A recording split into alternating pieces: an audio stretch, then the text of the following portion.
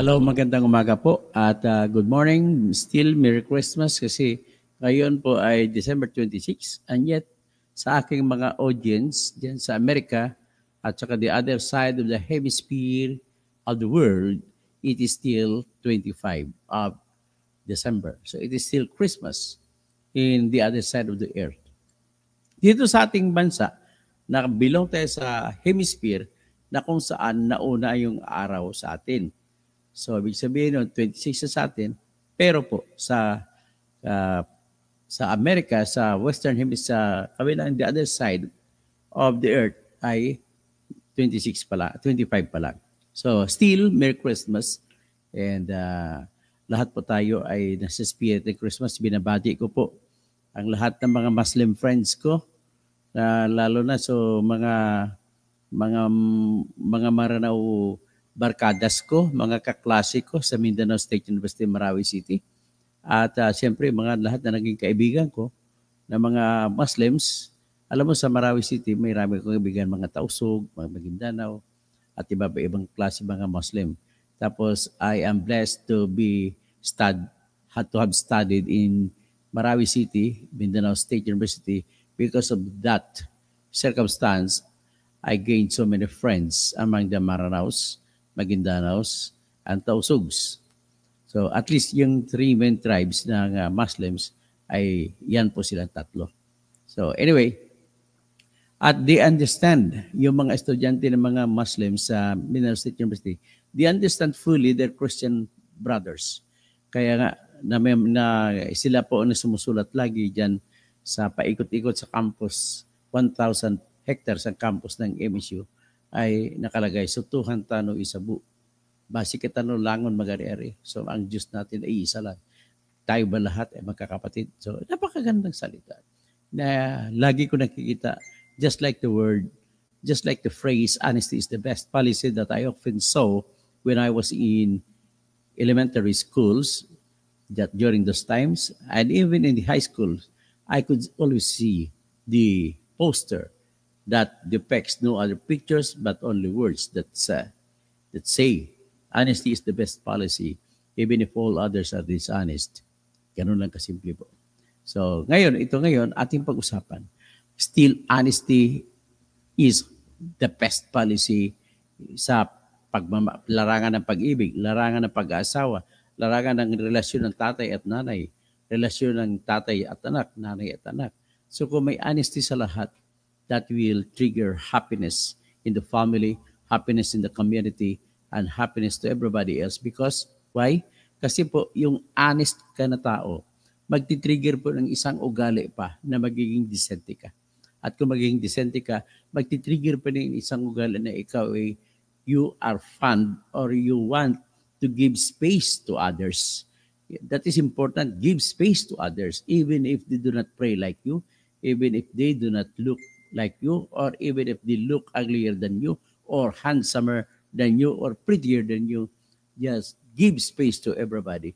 Even if their mouths are foul, give space to everybody. So even if this era of politics, give space to the politicians.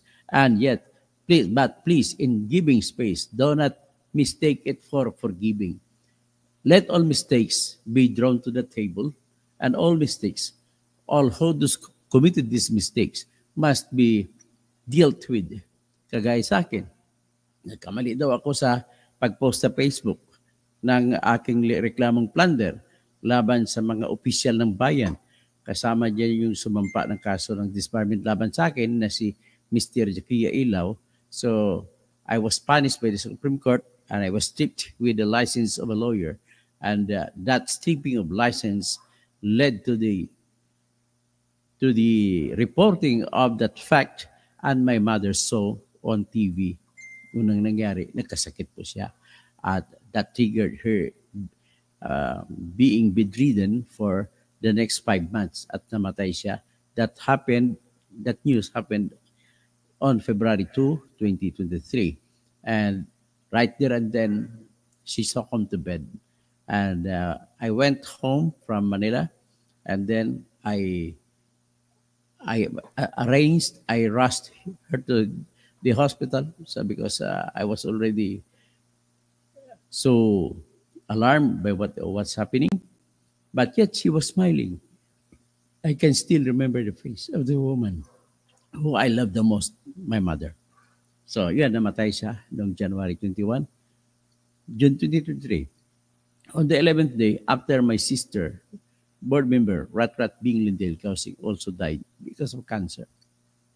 But in the case of Rat Bing Lindell Kausing, I am saluting her. Why?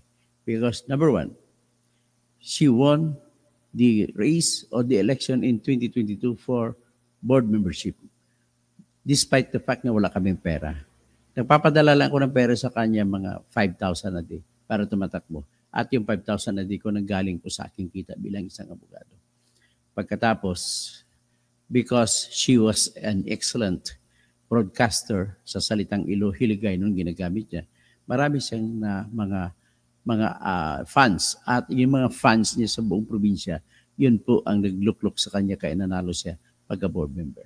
But then, that happiness that was so temporary that was given to our family when she won. She was number 5 after the tallying, after the canvassing. Pero, problema pa rin kami. Bakit? Noong February 2, nang binalita na ako'y natanggalan ng lisensya ng Supreme Court, ay isa rin siya sa nahulog sa sakit. So, aminin ko, mayroon din siyang early stage of cancer, pero nahasin na pabilis dahil na-depressed siya nung natanggalan ako ng lisensya. But then, what I do admire her the most, yung may 1 million siya na naipon sa kanyang kamay, na pinag-ipon niya para sa sakit niya ng cancer. Sinabi niya sa akin, ito-turn over ko sa yung perang ito at ipagamot mo sa ating nanay. Mahal-mahal ko ang ating nanay. So, I accepted the 1 million and then I sold my house and lot that I earned from my practice. So, 1.3 million, maliit lang na bahay at lupa yun, nandun sa Coronadal. So, inipon, kulang pa rin. May utang pa rin kami sa ngayon sa ospital na 750,000 pesos. So, anyway, that I'll try to bring it up to PhilHealth. Maring makatulong ang PhilHealth. But then, at this time, ayuda ang pinag-usapan natin. PhilHealth ang involved. I'm telling this story not only to showcase the tragedies that befall on me. And I was like Job in the Bible. Pero okay lang yan. I have already moved on. I have already cried a river of tears. And those tears are actually, I consider them as my inspiration that bring me up further. And I am not losing hope. Although the Supreme Court stripped me of the license, and my mother used to tell me when she was in sick bed, don't you worry, Toto. Tawag sa akin, Toto. The Supreme Court may have taken your license, but they have not taken your mind as a lawyer. After all, you are a licensed civil engineer. Yun ang sinasabi sa akin. She was the one in the reverse comforting me instead of me, the one comforting her because she was in her sick bed. Inuuna ko lang yan kasi kwento natin ngayon ay ayuda. So, nagkasakit po, namatay ang mga kapatid ko, 3. Nanghingi kami, aminin ko ng ayuda sa mga kaibigan, sa mga ilang mga politiko. And the first who died was my sister, Priscilla Arlene. She died on January 9, 2021 after battling unsuccessful battle with breast cancer that metastasized into lung cancer. Kaya she breathed her last right at the moment or at the time when Black Nazarene was returned to its home in Capo. Alas 6 ng gabi, namatay siya. And while the procession of Black Nazarene was ongoing on January 9, the cellular phone was put close to her ears para marinig niya yung procession ng Black Nazarene. So I am so positive that her soul went up to heaven. In the same manner that my second sister who died, Marcia Kausing King, she died in the intensive care unit also in Odessa, Texas. She died right in the same hospital where she was working as a COVID expert nurse working in the ICU. For all the 2 years, 2020, 2021, pa-complete na siya in December, Hindi siya na COVID. Noong December, siya naka-acquire ng COVID. Lo and behold, she cured herself, na-cure niya sarili. Gumaling siya December 23, 24 December, nag-duty siya ulit sa hospital. And she cared for all those patients of COVID, the Black Americans, the White Americans, and the Chicano Americans. Pag sinabi kong Chicano, mga Latino yun. So, but she served on the 24th, on the eve of Christmas. She also served in the same hospital on the eve of the New Year. But on January 3, she fell ill again. So, pinauwi siya. Right ng January 8, tinakbo naman siya ng mga kasama niyang Filipino nurses sa hospital, in the same hospital where she was working. And then, she finally breathed her last on January 13, 2022. She was awarded by her fellow Filipino nurses that Candle Award that symbolizes the bravery of the first nurse, si Florence Nightingale, who was given that award by Great Britain for serving in the battle between the Englishmen and Russians. So yan po. I am telling my story just para matanggal naman ang yung tapos to tell you honestly, in fairness to Rodrigo Duterte, sumulat po ako sa kanya. It was an official letter, email, hindi sulat, email. Tapos, I did not know that he would be acting. Ang hiningi ko sa kanya na ayuda, sagutin nila pamasahe ng repatriation, dadalhin ng bangkay ng aking kapatid mula Texas papunta sa amin sa Coronadal. Sinagot lahat. I guess may higit 1 million yun. So nilibing namin finally, although January 30 namatay ang kapatid ko, we buried her already in the month of May. When her cadaver arrived, her face was still so fresh to look at. She was still so beautiful as she used to be. Anyway, yan, kinikwento ko dahil ayuda rin yan. But then, what kind of ayuda are we, Filipinos, deserving from our government? Siguro naman yung mga extreme emergency like me, like what happened with my sisters, with my mom. Binigyan lang kami ng PhilHealth, but then I'm telling the story.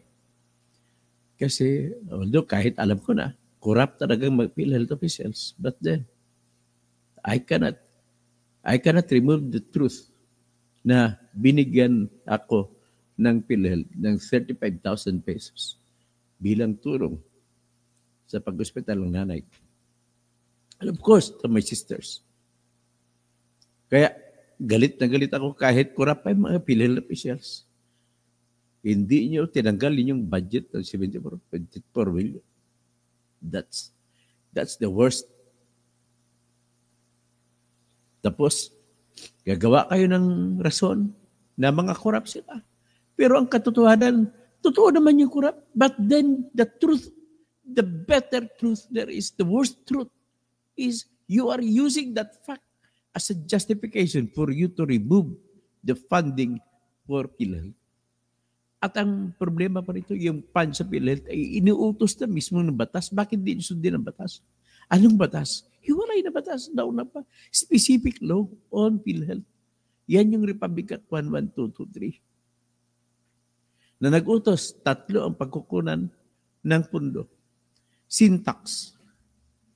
Ang syntax, pag sinabi ko mga buwis, sa mga sigarilyo. Buwis galing sa alak. Buwis galing sa beer, fermented liquors, tsaka buwis galing sa matatamis.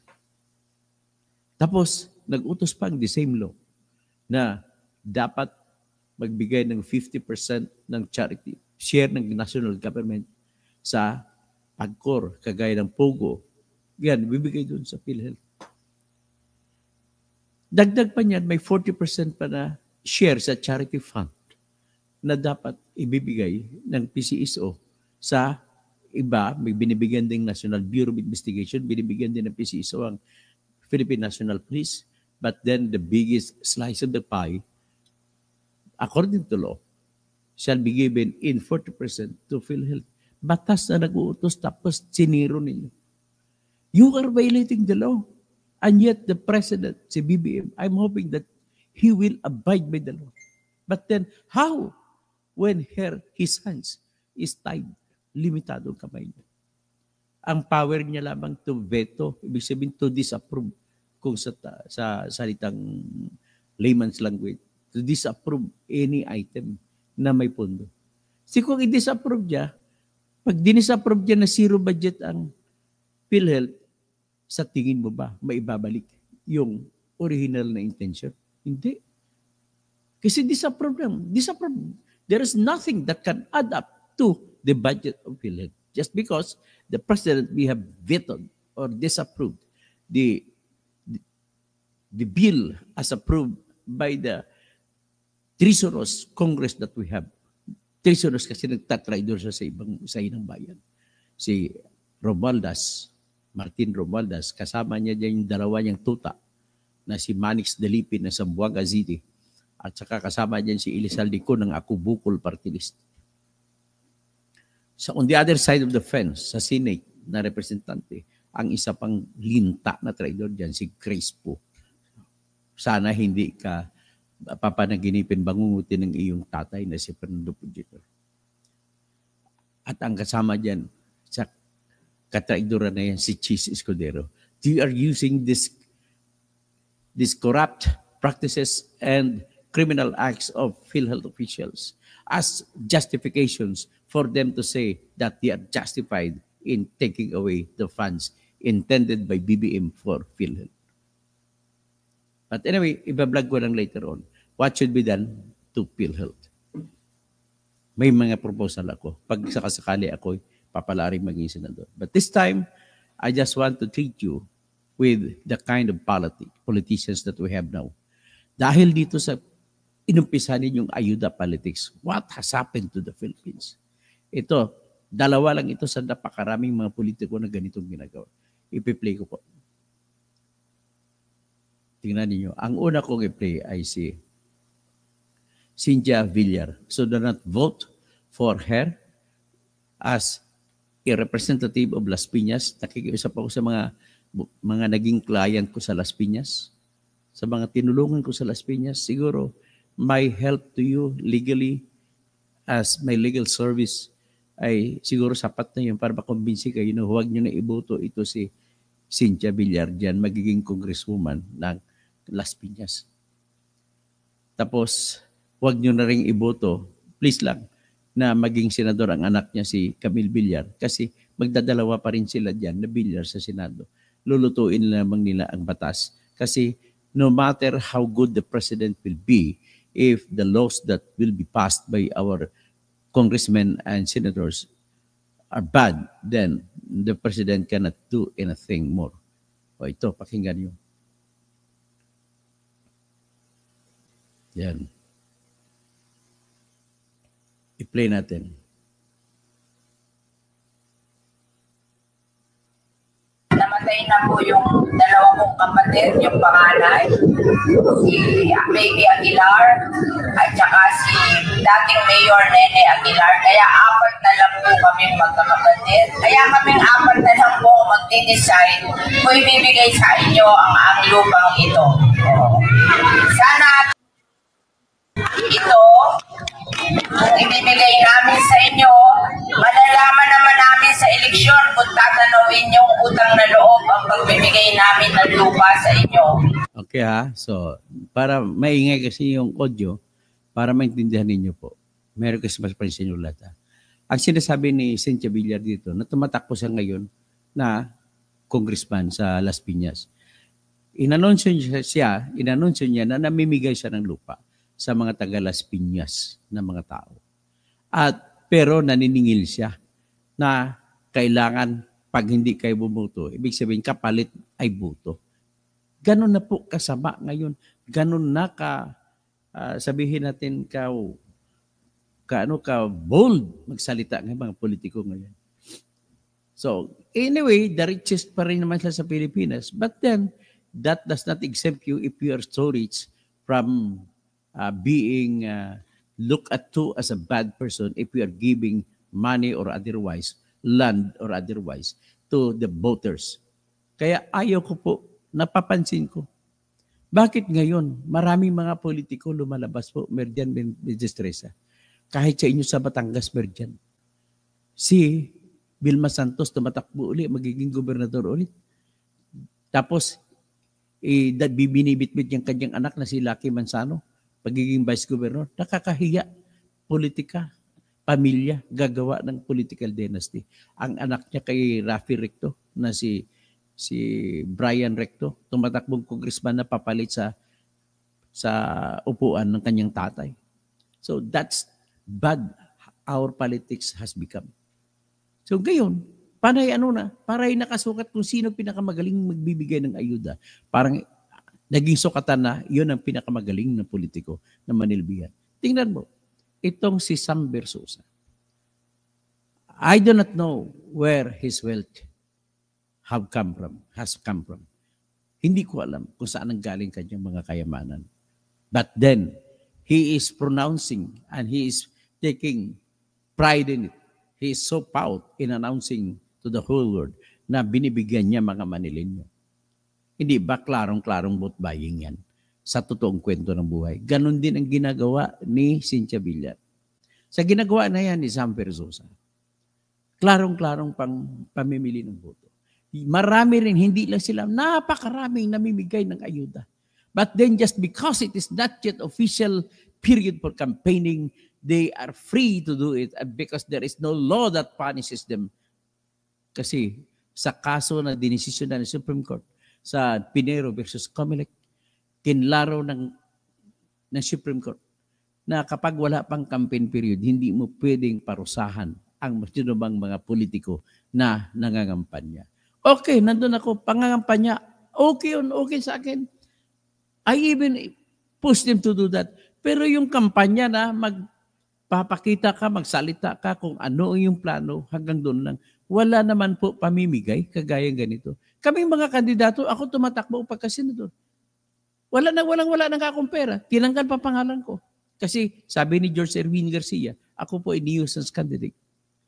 Wala ako eh. So, I have no or limited capability to go to places in order for me to speak and even to gather persons. I recognize the difficulty in gathering people in order for you to speak before them. Pero problema mo na yan.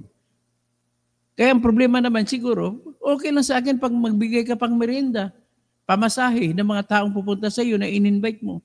But then never give them too much.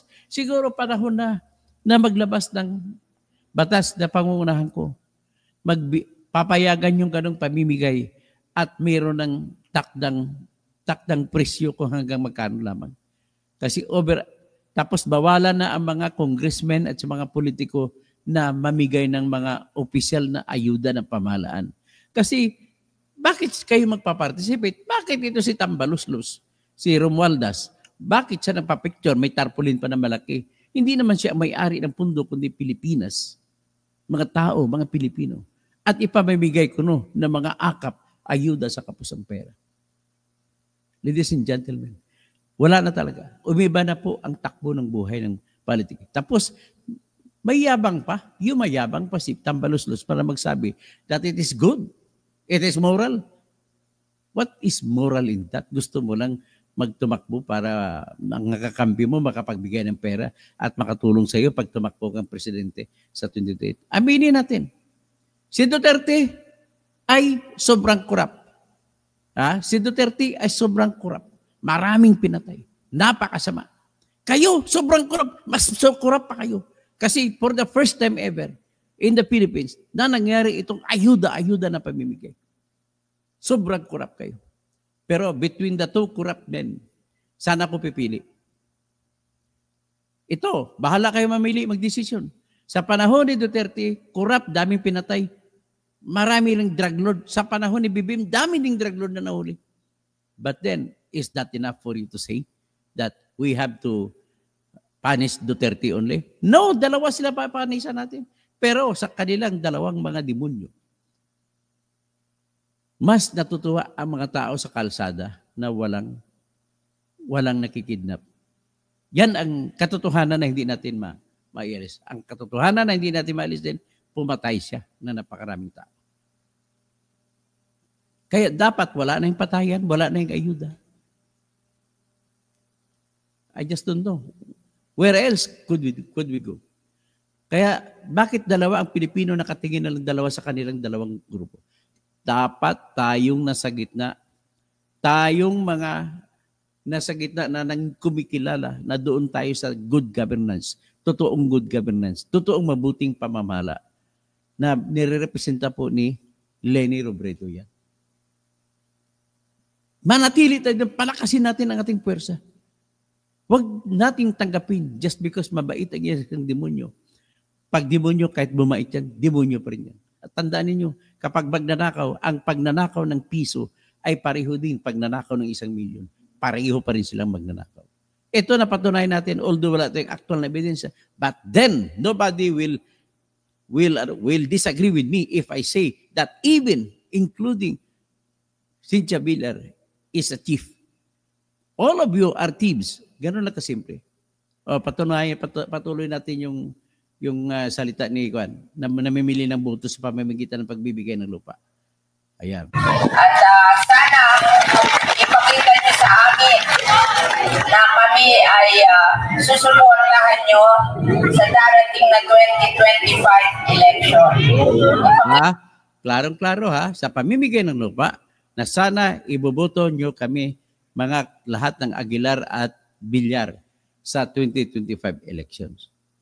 Yan, ganun kasimple, bastosan na harap-harapan. Hindi man lang disimulado. Nasaan ang sense of decency natin? Wala na po. Walang delikadi sa lahat. Patuloy na patapusin lang natin itong mahadera nito. Ipakita nyo sa amin.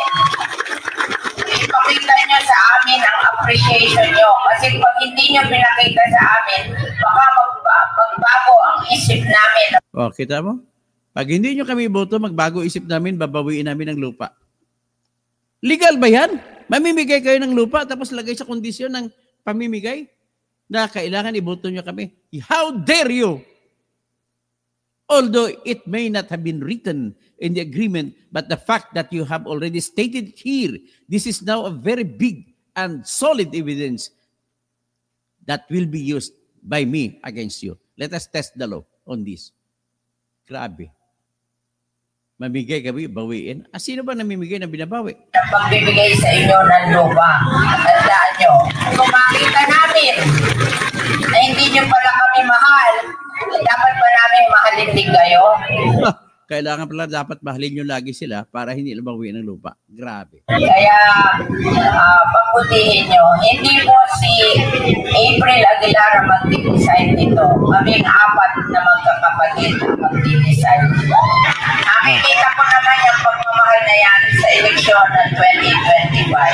So, hindi naman makukuha sa pangako yan. Kailangan ipakita yan sa 2025. Ibig sabihin niya, hindi nakukuha sa pangako, kailangan ipakita ninyo yung boto ninyo sa kanya. Yung pagmamahal ninyo kayo mga taga Las Piñas.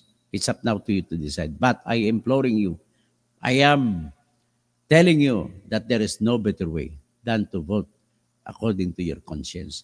And your conscience must be only the same as my conscience. And you have to vote for persons who have high moral respect to himself or herself and to the other people. Huwag yung namimigay tapos may katumbas. Huwag po. Ito, pakinggan naman natin itong isang sumikat sa Quadcom na si Congressman Dan Fernandez. Sa pareho sila ni Caraps Paduano na mga mali-mali ang grammar. Magsalita ang lakas ng loob ng English. Ba't ba nag-Tagalog na lang kayo? O si Caraps Paduano, dapat nag-Ilonggo ka na lang. Si Caraps Paduano, by the way pala, ngayon ko lang nalaman, siya pala ay Alex Bongcayo Brigade dati. At tinuturo siya na isa siya sa pumatay kay Colonel Rolando Abadilla. So ito, pakinggan naman natin si Dan Fernandez alias with regards to. Dapat with regard lang ang tamang English pero ginawa niya with regards to. Pakinggan niyo naman si Mr. Cariñoso, Pogi. Ito. Tingnan natin kung, kasi wala nang kinikita sa pag-artista, kaya pagkakitaan naman niya yung politika. Yan. Ayan, pakinggan ninyo. Bakit po kami narito? Kasi gusto po namin na ako, bilang tatakbo kong gobernador, humingi po ako ng suporta sa inyo. Okay ako, bilang tumatakbo ng gobernador, humingi pa ako ng suporta sa inyo. Yan sinabi ni Quadcom Dan Fernandez. At ako naman, bilang gobernador, Siya naman, kung gobernador siya, may dala akong biyaya. may dala daw siyang biyaya, ayuda na naman. Mga tao talaga, mga bata talaga ni Romualdez. O magbibigay ako ng benepisyo sa inyo. Magbibigay ng benepisyo kung wala si speaker, walang ayuda. Sabi ni Jinggoy Luistro, pag wala si speaker, walang akap. Pag wala si speaker, walang AX. Pag wala si speaker, wala yung MAIP. Yun. Pati si Jinggoy Luistro na maayos sa unang paningin ko na wala ng respeto ko. Yan.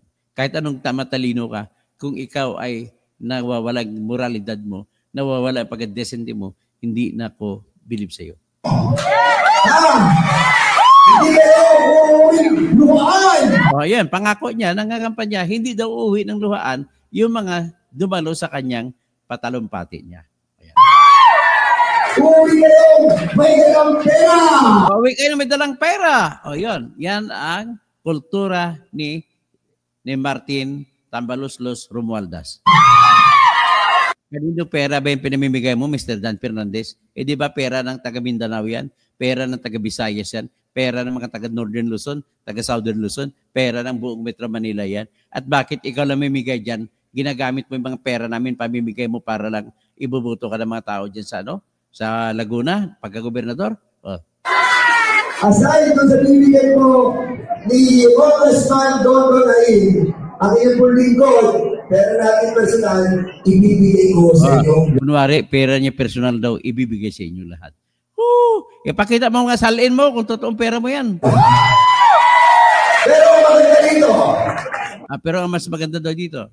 Hindi pa po tayo gobernador. Nabibigay na po kami ni Dondon, di ba po siya congressman? Okay, ang anak niya si Dondon, takbo congressman, papalit sa kanya. Mamimigay din daw kanyang anak na si Dondon. Nanumigit, pag siya na naging congressman, ako naging governor, si Vice Governor na naging Vice Governor General Mante, triple ang ibibigay namin sa inyo! Puta, triplehin daw. Yan ang ayuda ng kultura ng pamimigay ng ayuda. Okay po ba yun? Okay. Yan. So, napakinggan nyo. So, ganun katindi na po yung politika sa atin. Wala na. Sobrang masama na. So, ngayon, nais ko lang ipresenta sa inyo yung presentasyon naman ni Ted Filon. So, nakikiusap ako kay Ted Filon na payagan ako gamitin ang segment sa iyong programa. At ito po ipapresent ko.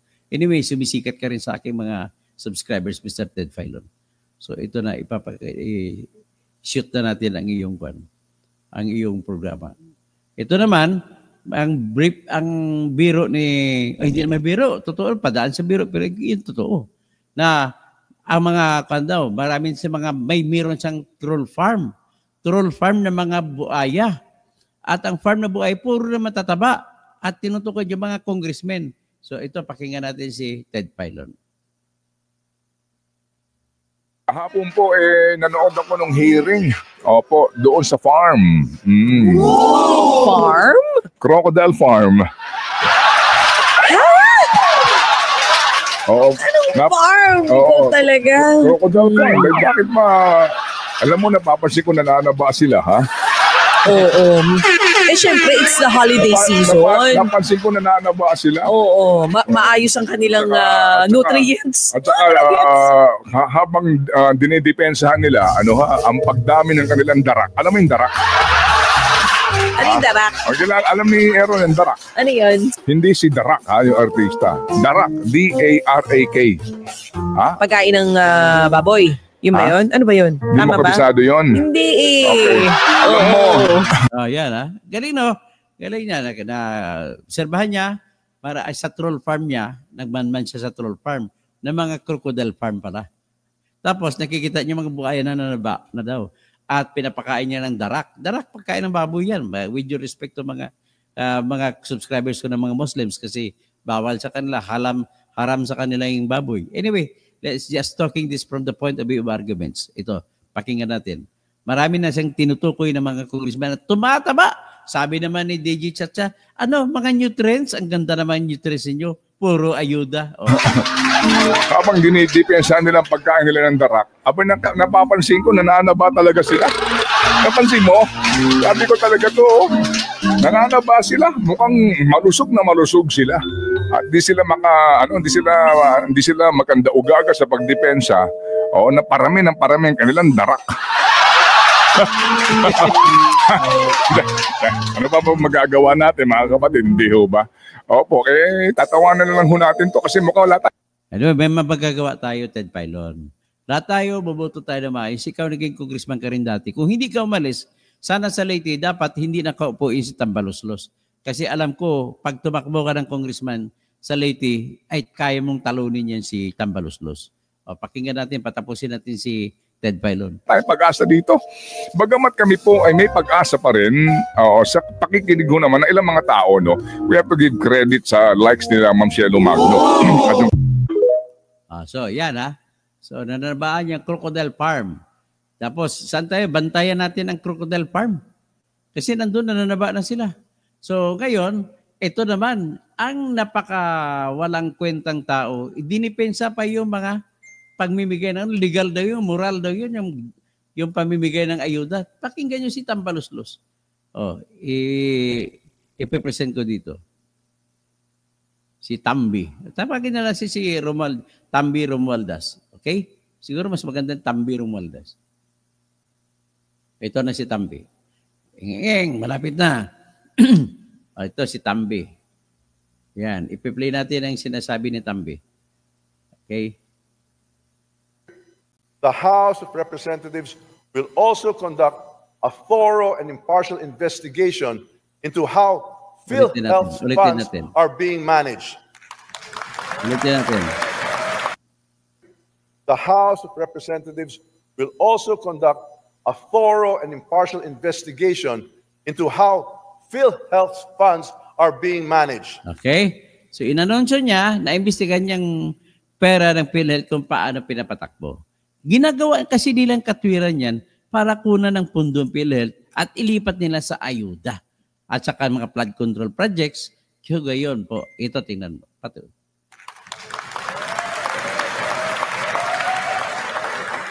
Mapalakpak mga tao sa Crocodile Farm. But this investigation is not about blame. It's about finding solutions. It's about finding solutions. Para sa problema nyo, kung paano kayo kumuha ng pera para ilagay sa pundo yung ayuda. Yes, it's about solutions. Our goal is clear, to ensure that every peso in PhilHealth's coffers works for the benefit of the members. Okay kita mo yung mga mapagkunwaring salita ni Tambaloslos. The hardworking Filipino people who contribute month after month. Pero lumalabas po, mahigit 18 billion ang pinilagay mo na confidential fund mo sa iyong pag-speaker. If this investigation reveals that existing funds are being underutilized or are in excess of what is needed for current operations, we will pursue the following recommendations. 1, further expand benefits for members. Sa totoo lang nais ko malaman ng aking mga subscribers at followers sa Facebook na ganito po yun. Ang kapangyarihan po sa pagbabago ng pagtakbo ng PhilHealth ay nasa kamay po ng congressman at mga senado at mga senador. So wala pong sa katwiran na maninisi si Grace po, si Chis Escudero, si Tambaloslos, si Elizalde ko ng Ako Bukol Party List, si Manix Dalipi na dapat tanggalin niya sa Zamboanga City. Huwag niyo nang iboto sa Zamboanga si Manix Dalipi niyan. Corrupt numero 1 po ito. So ngayon, nasa inyo po na kamay nakalagay ang kapangyarihan kung paano niyo gusto patakbuhin, kung paano kung sabihin ninyo 100% lahat ng mga ospital sagot ay nasa inyong kamay yan. Huwag nyo na isisi, gumagawa po kayo ng screen para hindi maisisisi sa inyo na ginagawa ninyo kay kayo endorso din kayo sa PhilHealth. At kung hindi kailangan yung endorso para kilalanin kayo ng mga botante, pamilya ng mga botante na nagkakasakit sa ospital. Kasi hindi kayo nakatigim na magkakasakit sa ospital. Hindi kagaya sa nanay ko na tumagal ng 5 buwan mahigit sa loob ng ICU. Napakasakit po talaga. Pero ito, pakinggan mo si Tambi. Until we reach the vision of zero billing in all hospitals.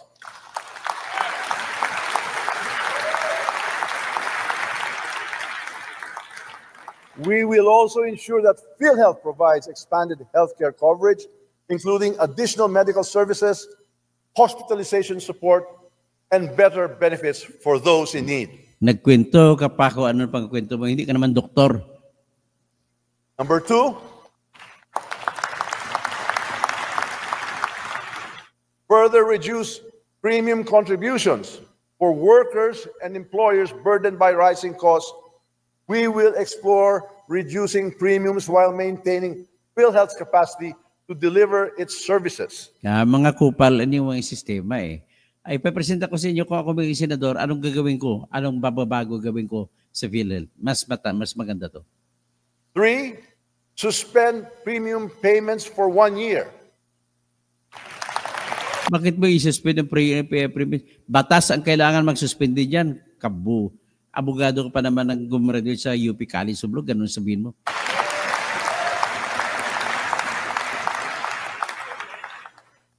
We will recommend a 1-year suspension of premium payments for all paying members. Yan. Recommend that. Recommend ka lang. Hindi ka pwede mag-utos. This will serve as a form of relief to millions of Filipinos already grappling with inflation and rising prices. Ito ka naman. Akap-akap. Grappling with prices, rising prices. Hindi na-justify mo. Why are we doing this? Because the Filipino deserve no less. Wow. PhilHealth. Ito ka naman. PhilHealth exists to provide security and comfort in times of medical emergencies. It should not hoard resources at the expense of its Ito members. ka na naman. If we can alleviate the burden of contributions without compromising its sustainability, we will do so.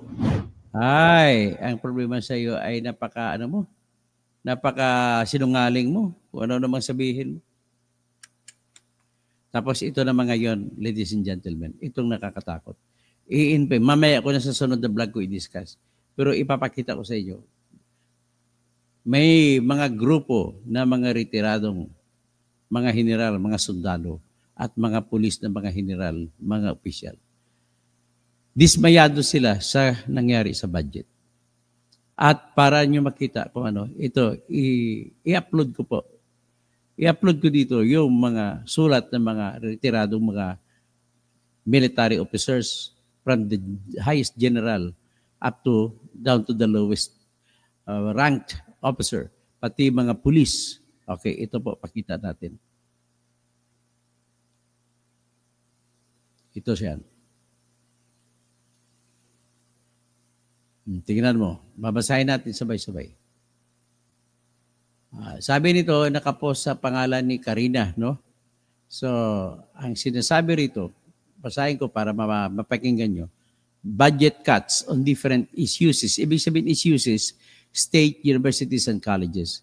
In 2025, totaling to more than 25 billion pesos, less funds for colleges.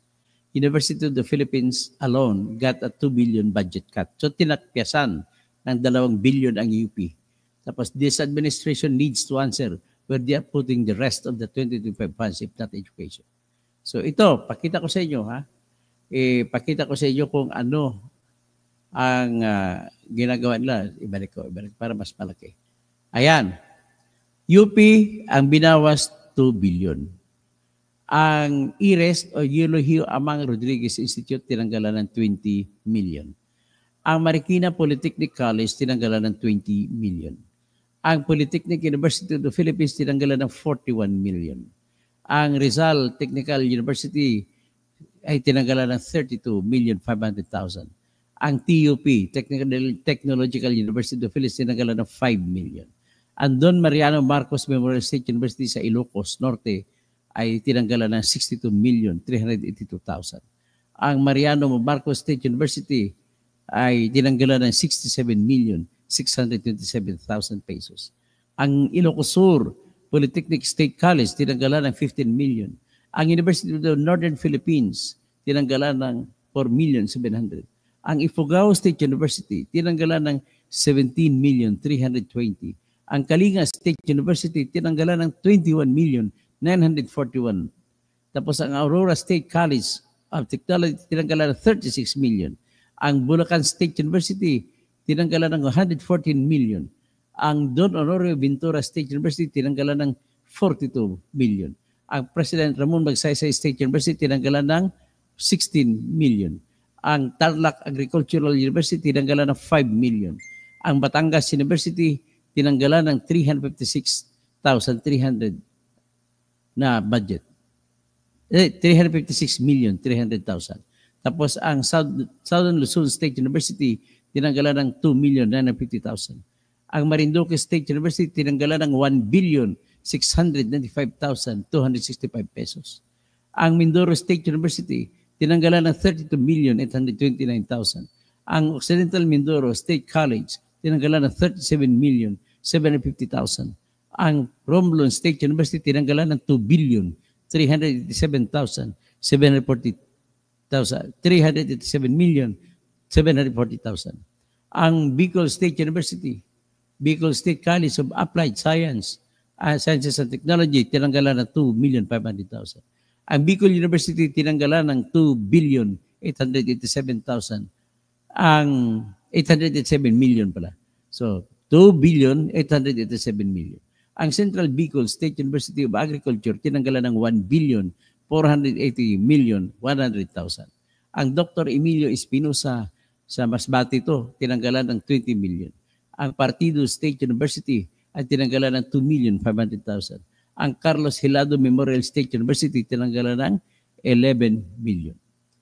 So, ano pa bang ibang tinanggal nila? So, yan po, kabuuan, yan ay college no? Sa negosyo, sa ating sa ating sektor ng edukasyon na dapat ay hindi po tinanggal yan. So, ngayon, saan naman nila dinala? Yun ang tanong. Mga tinanggal doon, ang daming tinanggal. So, ang iba pang mga tinanggalan nila, nais ko lamang ulitin, ay nako. Yung PhilHealth, tinanggalan nila 74.4 billion pesos. Ang 4Ps na nasa batas na yan, sinuway nilang batas at nilagay na tinanggalan nila 50 billion pesos. At yet, nakakaasar pa. Nag-anunsyo pa ang DSWD na mangangala pa sila ng mahigit 1 million na beneficiaryo ng 4Ps. Alam mo ba kung bakit tinanggalan ito? Di ba ayuda rin ito? Pero nasa batas kasi ng ayuda na ito kung paano mamigay at kung klaro kung sino ang bibigyan. Klarong-klaro, hindi makapagpamili ang politiko kung sino-sino. Pero kahit ganun pa man, aminin ko maraming nakalusot na mga mayayaman na nilist sa 4Ps. Pero at least, mas mahigpit ang patakaran dito. At dahil mahigpit, at ang isa pang nakakahigpit sa patakaran ay yung accredited banks lamang ang pwede mamigay ng pera. At doon ililipat ng DSWD ang pera sa mga bangko. At ibang pera na pinamimigay sa ibang mga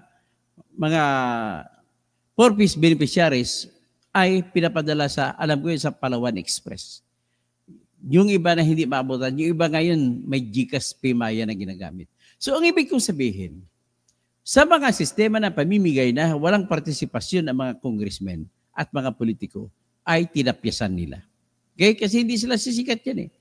Next, tinapyasan din po nila yung ng 30 billion ang Commission on Higher Education. Maliban sa state universities and colleges. Sa CHED kasi, yan may sakop ng mga private schools. So, tinanggalan din nila ng 30 billion. At alam ko, na may scholarship na STUPAF ayon sa Magna Carta for the Poor na batas na nag-uutos na dapat may scholarship para sa mga estudyante na mga mahihirap. Kaya hindi naman matalino, basta makapasa labang. Kailangan, siyempre, yung pagiging matalino ng isang bata mula sa school ay depende hindi po sa kanyang lahi nang galing yan. Sa kanyang eskulahan, sa kanyang lipunan, kung anong tinitirhan niya, kung panay mga mga birador, mga tao doon at wala nang makapag-aral, talagang mababa yung edukasyon ng level nila. Kaya kung mag-take sila ng exam sa UPCAT, sa University of the Philippines, College Admission Test, mag-take sila ng exam sa UST, sa Ateneo, sa LaSalle, sa San Beda, sa Mindanao State University, sa PUP, sa TUP, sa iba pang mga eskulahan na mga kilalang kilala, ay mahirapan ang mga bata na galing sa mga mahirap na lugar na makapasa sa kanilang para magiging makapasok sa kolehiyo, sa ganong school. Kaya nga po, kagaya ng PLM, kung saan ako gumraduate sa aking pag-abogasiya, ay naggumawa pa si Mayor Alfredo Lim na namatay na, ng isa pag kolehiyo. Ang tinatawagin niyan is City College of Manila. Para lamang sa mga hindi makapasa sa PLM, ay doon pinasok. Kasi siyempre, gagaya ng Tondo, blighted communities. How could you expect people in the blighted communities to have children who are bright enough to pass the PLM high caliber examination, entrance examination? Kaya dahil hindi pa makakuan, nilagay sila dito sa City College of Manila. Yan po ang sistema. So ngayon, tinanggal mo. Mabuti na lang itong PLM, may sariling budget sa City of Manila. Kaya pasalamat pa rin ako sa grupo ni Hani Lacuna at hindi niyo tinanggal yung budget ng City of Manila para sa pamantasan ng lungsod ng Maynila, yung pamantasan kung mahal. No, ako po'y isko, hindi naman isko na mayor, iskolar ng Maynila. Ganun lang po. So, next is, tinanggalan din nila ng pundo ng 96 billion maliban sa nakabuuan kasama ng 4 pisa. 96 billion ang DSWD. So, tinanggalan lamang ibang pundo. Alam mo yung tinanggal nila doon? May 49 million na pension sa mga senior citizen, na mga mahirap na senior citizen, 1,000 kada buwan tinanggal. So ngayon, ibig may pension yung tatay ko, kasi mahirap tatay ko. Ako mahirap na rin ako ngayon kasi wala na akong lisensya, hindi na ako kikita. So, senior citizen na rin ako ngayon. So, hindi na kami makakatanggap ng pension na 1,000 buwan-buwan. Pambili lamang sana ng kamot, tatay ko. Kasi alam mo naman, mga senior na gano'n ang edad ay meron ng maintenance. Ay, tapos, ito naman, tinanggal din nila yung 3 billion mula sa free college stipend. Kaya wala mga scholar ngayon sa 2025. Wala silang magagamit. Kaya tigil muna kayo mga dudong, mga inday, mga nini, mga nunoy, mga manoy, mga manay. Tumigil muna kayo sa pag-aral. Si Andeng, tigil ka muna sa pag-aral kasi tinanggal nila yung scholarship. O, mga anak ng mga Muslim, mga Maranao, mga Urak, tigil muna kayo sa pag-aaral kasi ang scholarship, ang budget sa scholarship, tinanggal ng nila ni Romualdez. Tapos tinanggal din ang budget na 16.7 billion sa Department of Transportation. Saan ba sana ito ilagay? Although wala akong personal na alam, pero I do believe na ang pundong ito sana ay gagamitin sa pagpatayo ng South Commuter Railway. Although may financing na yan galing sa Japan at papatayo ng South Korean company. Pero meron pang North Railway. Kaya sabi ko, South Commuter Railway. At marami pa ibang proyekto ng mga airports itong Department of Transportation. At hindi na may papatayo ito sapagkat tinanggal na ang 16.7 billion pesos. At tinanggal din nila ang si kay Vice President Sara Duterte, tinanggal din nila yung 1 billion 300 million. So ngayon, saan nilalagay? Nilagay nila ngayon sa apat na tinanggal din nila yung 15 billion na budget ng Armed Forces of the Philippines para sa napambili ng mga modernong missile, modernong mga tangke, modernong mga baril, lahat na moderno, hindi na po mabibili. Wala na tayong panlaban sa China. So ngayon, pasalamat ka tayo, mayroong Amerika na nag-iwan ng kanilang HIMARS. Kasi ang HIMARS, kinatatakutan ng China yan. At buti iniwan ngayon sa atin. So, nung tinanggal nila, napipil ni, ano bang ginawa ng mga nung makita nila ni Romualdez, na nakipag-meeting ang mga retiradong sundalo, mga opisyal mula general hanggang pababa, at mga pulis na retirado mula general pababa. Nakipag-meeting sa Davao City kay Digong Duterte. Kinabahan sila. So dahil sa kaba ni Romualdez, namilit siya ngayon na ginawa, bibigyan na lang ng 350 pesos kada araw ang bawat sundalo at pulis. Bawat sundalo, pero hindi kasama pulis dyan. Bawat sundalo na 350 pesos na budget para sa kainin nila kada araw. Hoy, mga sarinto, mga tenyente, mga koronel, general, sapat bang 350 pesos sa inyo? Sa isang araw na kakainin nyo? Sa totoo lang, sobra yan. Ang budget nga lang na, pwede, so yung 50 nga lang, mayroon ka ng ulam, may cook zero ka pa niyan. O may kanin ka na, may ulam ka na. Sa 50 lang, sabi sabihin 150 pesos. Sa umaga, sa breakfast, sa lunch, at sa dinner. Pero ginawa pang 350. So ngayon, kung may 300, may sobra kayo 200, pwede kayo pumunta pa ng mall at manood ko ng sine. Sabagay, kung senior citizen kayo, libre na rin atang sine. Pagkatapos, kung ano pang pwede kayo makabili ng ipunin nyo, makabili kayo ng Lacoste, ng buayang tatak. O, makibuayan na rin kayo. Ganun po ang nangyari. Kaya military ayuda ay lumabas, naisipan nila, sapagkat natatakot sila na baka ikukudita sila. Ganun po yung katotohanan dyan. So ngayon, ladies and gentlemen, dito lang muna ang diskusyon ko. Mamaya ko na i-discuss yung iba. Pero ito po ay akin pinagbibilin sa inyo. Sa eleksyon, sabi niya, huwag mo tigilan ang tinatawag na mga tulpo. Rapi tulpo, isa sa bumuto sa pagtanggal sa budget na baboy na budget na ito. Tapos nandyan papasok pa si Erwin Tulfo. Pareho silang dalawa ni Rapi Tulfo na sintensyado sa libel. Tapos papasok pa. Ibig sabihin, magbubuo sila ng kanilang dinastiya sa Senado. Papasok pa si Ben Tulfo, number 3 sa survey daw ko. No? Ay, di ko alam kung saan ang galing survey. At sa totoo lang, sobrang lungkot ko. Mukhang wala na nga akong gana ipagporsige yung aking kandidatura pagka-senador.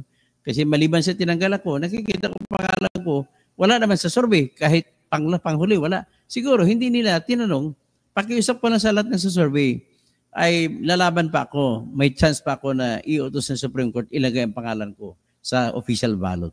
Kaya please naman, ilagay nyo rin pangalan ko sa mga taong tinanong ninyo, sinusurvey ninyo, kung ito ba si Tuto Kausing iboboto nyo.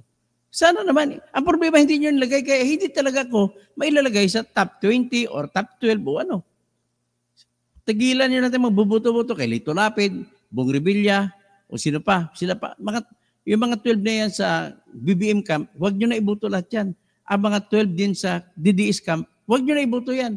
Saan kayo buboto? Doon kayo pumili sa mga ibang mga kandidato.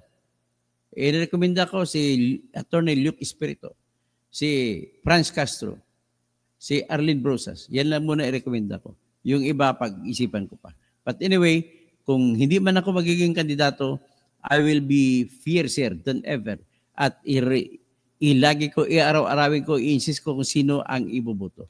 Okay? So hanggang dyan lang muna tayo. At maraming salamat po sa inyo. At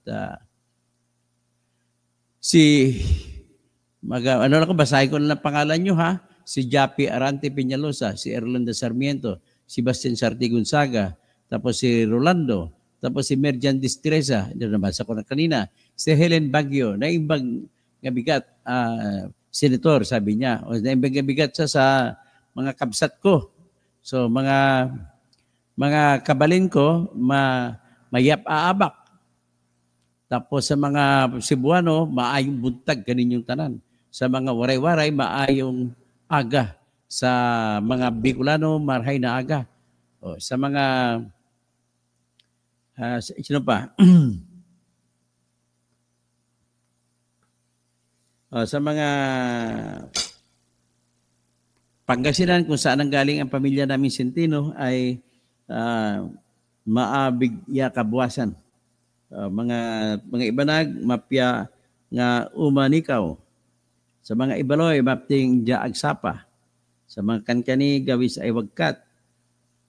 O, sa mga itawis, napya nga mataruk. O, sa mga Pilipino dyan, mga iba pa, no? Mga tausog. So, Marayaw may naat. Sa mga Maguindanao, mapya mapita. Sa mga Maranao, mapya mapita mambu. So, sa mga Pilipino na dyan sa Netherlands, siguro hapon na dyan or gabi, Golden Habon. O di kung umaga man, Golden Morgen. Tapos sa France, kung good morning ay bonjour. Pero kung gabi na, bonsoir. Tapos naman dun sa mga Hawaii, kung evening na, aloha, aya. Tapos kung umaga, aloha, yaka-yaka. Tapos sa mga Hapon, uya gozaimasu. Sa German, Guten Morgen o di kaya Guten Abend. Okay. So yan lamang po at maraming salamat po sa inyong lahat. Tandaan nyo, para sa pagbabago na totoo, iboto lahat ng bago. Kabunyog, John Cabinbin, Marilo Fabian, so Rusty Di Guzman, Merry Christmas po sa inyong lahat. Si Helen Baguio, maraming salamat po sa iyong palipad, si Merjan Distrita, tapos si Isidro Bedro, si Ben Reclamador, Dalia Ayod, si Putin, tapos Conrado Enriquez, Atty. Toto, bakit hindi po gamitin ng PhilHealth ang 600? Okay, sa susunod ko paliwanag, wala pong tinatawag na 600 million. That is a false news. Fake news po niyan. Okay? So, ipaliwanag ko sa inyo sa susunod na vlog kung ano ba talaga ang PhilHealth. Diyan ko po ipapaliwanag kung bakit gusto ko maging senador. Babaguhin natin ang sistema ng PhilHealth. Ana Victoria Carlos, Heriberto Filemon Enjapi, Gregorio Babaran, tapos si Hermes Pulyoso, at tapos si Marilo Fabian, si Libby Duran, tapos si Gregorio Babaran, Jasmine Celso, Rolando, Leandro Soto Cunanan, tapos Libby Duran, si Mario Torres, yan ang bunga ng korupsyon. Magiging permanent na sa posisyon kasi yan ang ako. Tama, dahil sa IUDA, permanente na sila. Si Job Base, Pork Barrel, Darak. Joma, o Sara kami. Sara do siya. Anyway, walang kong problema. Pero mag-isip-isip naman kayo kung talagang Sara Duterte pa rin ba kayo. Sa totoo lang, I do not recommend Sara or Tambaluslos or BBM. Kasi they do not deserve the win. Siniwalat ko na yun na Smartmatic lamang nagpapanalo sa kanila. Elisa Felix Divina, Merry Christmas. Don Polobi, Sir, kung pwede lang, huwag mong tigilan batikusin ang luto para ipamukha mo kay Rapi Tulfo. Okay, kahapon, nagpalabas ako ng report ng Commission on Audit na walang resibo kung sino nanalo. Ibig sabihin, marami parang Mergris Piatos na nanalo sa Luto at saka sa Small Town Lottery sa Sipsticks, sa PCSO. So, NSP, God bless. Elvira Risa Ariso, Merry Christmas. Don Polobi, Sir, kung pwede, huwag niyo tigilan. Yes, batikusin ko lagi yan. Rogelio Tapado, watching from Los Angeles. Helen Baguio, maraming salamat. Noles Abiner. Tapos James Cabigas, Marilo Fabian, James Cabigas, JD Adaven, Elisa Felix Divina, Kabayan Channel, Helen Baguio. Okay, magandang umaga po sa inyong lahat. At ako po ay papapahinga muna. Mamaya, siguro mga alas 10, alas 12 mag-vlog ako.